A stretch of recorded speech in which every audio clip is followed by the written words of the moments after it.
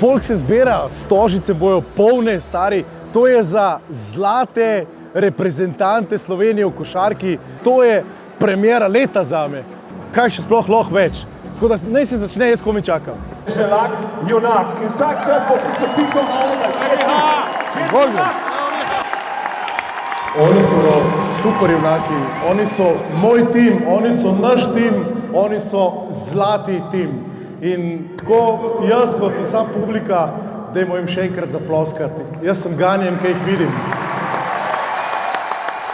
Slovenci smo svetovni prvaki v dobrodelnosti, to smo že večkrat dokazali in jaz mislim, da bomo tudi letos 10. junija, ko prikolesarimo do cilja na Debelem rtiču, dosegli en rekordni znesek, predvsem pa, da otroke peljemo na morje, take, ki si morja drugače ne bi mogli privoščiti. Tako da, hvala lepa za to čast. Del prihodkov od danih kartov bo šel v dobrodelne namene, bomo skušali pomagati. Hvala lepa.